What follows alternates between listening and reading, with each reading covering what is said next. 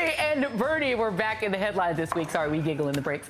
Clinton for telling her version of what happened in her memoir, in her new book, and for the backlash from critics, including some in the media, who were appalled that she dared to even utter another word about her experience that wasn't a complete repudiation of herself. Then there was Sanders, who on Wednesday introduced his long-awaited Medicare for All single-payer health care bill, even as Republicans are still trying to make repeal and replace happen, all of which puts health care squarely at the top of the agenda in the critical midterm elections, leaving Democrats with one big question to run on Bernie care or not. Here with me are David Corn of Mother Jones, Michael Tomasky, columnist for the Daily Beast, Karine Jean-Pierre of MoveOn.org, and the Washington Post's and television's Jonathan Capehart. Thank you all for being here. I have to do editor privilege first, because Michael Tomasky is my editor at the Daily Beast. I got to go to you first. I'm sorry. I have to do it. Good decision. What do you make? I mean, this is interesting, right? So you have Hillary Clinton and Bernie Sanders both very much in the news this week in sort of very different ways. Let's start with the Hillary side of it and the really intense sense of why is she talking? Why is she here? Even in some of the media. What did you make of it? Well, this is new. I think I remember this starting in 1991. Yeah. You know, whenever she does something, the major take in the mainstream press is, no, she's doing it wrong. She's doing it wrong. Now, sometimes, over the course of these last 25 years, she has done it wrong. Yeah, sure. There's no question about it. But sometimes she's done it right. And the chorus is just, Hillary's doing it wrong. Why is she doing this? Well, as your lead-in said, why isn't she blaming herself? She's got every right to say whatever it is she feels like saying. And literally every former candidate writs a book. Like they all write books. They all write books. But do you think?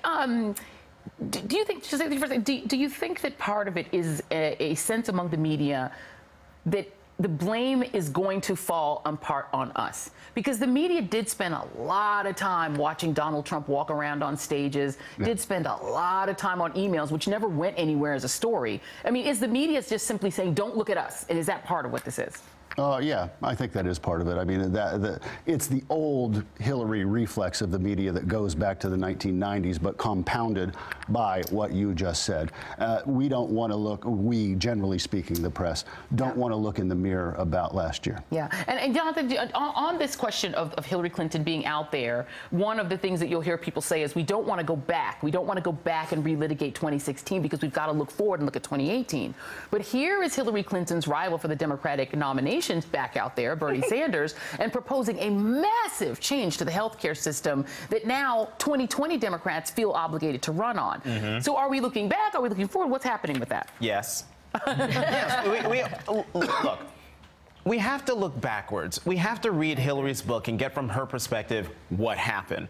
We have to look at what Senator Sanders wants to do with Medicare for All, this bill that now all these people have signed on to. If anything, the conditions to debate Bernie's bill now are optimal compared to what they were even last year because of what Trump tried to do with Obamacare and trying to repeal it. People are now eager, hey, let's have this discussion. But, you know, look, Bernie Sanders is going to be a part of the conversation about what the Democratic Party is going to do in 18 and 20. I wish he would join the Democratic Party so that he could actually, you know, to my mind, have some standing to talk about how to rearrange the furniture in our house. But that's a whole other discussion. Yeah. But I do think don't go on your Twitter mentions for the next 24 hours. Oh, I'm ready. Stay off Twitter. But I mean, all that being said, the Democratic Party has to have this discussion about who it is, what it wants to be, and how they're going to deliver for the American people in a way that resonates and blunts whatever it is the president is trying to do. I mean, again, we're only half a year into this. These conversations, though, never happen. Yeah, after the Romney lost, the RNC had an autopsy. We got to reach out. We got to reach out to Latinos. We got to be more considerate. What happened to that? What happened to that? The guy who was in charge. The guy who was in charge of that ended up working for the guy who had grabbed women and bragged about it, and who had assaulted every Latino he could find. So unfortunately, our system is really dominated by the presidential race. Yeah. And what happens is every 4 years, the party decides what it's going to be by who they select as the nominee. Now, in between, you can have great policy debates about what to do about the budget, about health care, of course, about foreign affairs. The Democrats have often argued internally about on all threes matters, and so have the Republicans. So I think it's great to have a policy debate now about what to do about health care, as you just mentioned, that may have absolutely no reflection on what happens in the 2020 race, or even 2018.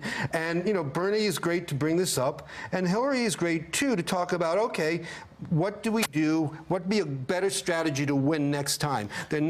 They overlap, but they're not the same conversation. But I have to go to my activist here, MoveOn.org. Is that true? Because having a policy debate that's on something that isn't going to pass right now, Republicans control both houses of Congress. Right. When number one, you've got activists backburning the phones trying to stop this new bill that is going to that wants to repeal the Affordable Care Act, and when you've got how many Democrats up for re-election in states that Trump won? 1, 2, 3, 4, 5, 6, 7. We have to. Democrats still have to defend seats, right?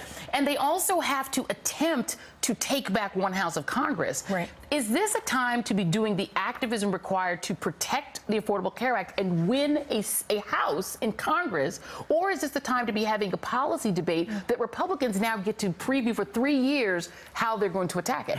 So here's the thing. I think because of Donald Trump, we are having like this kind of moral battle, because we have a president who's so morally bankrupt. And so I think what we're seeing on the Democratic side is they're fighting for DACA, right? They're fighting for health care, because the things that are happening with the Republicans and with Donald Trump are just so dangerous and cruel. And so I think this is what we're seeing. I think we're seeing where there's so much energy is out there to fight to beat back all of these ugly, un-American things that you see. Then why not talk about Medicare for all? But at the same time, why not have those conversations? Because we're beating back cruel things. But are there constantly. some people in the conversation who seem to be invested in having a divisive fight on the Democratic side? Yeah. Some Sanders supporters want to relitigate and want to say the party has to go this way. Some more centrist Democrats are saying Sanders has too much, he should go away too. And instead, I feel like it's Game of Thrones. Yeah. Winter is coming, Yes. and everyone who cares agree with that. has to band together, and you can have a policy debate,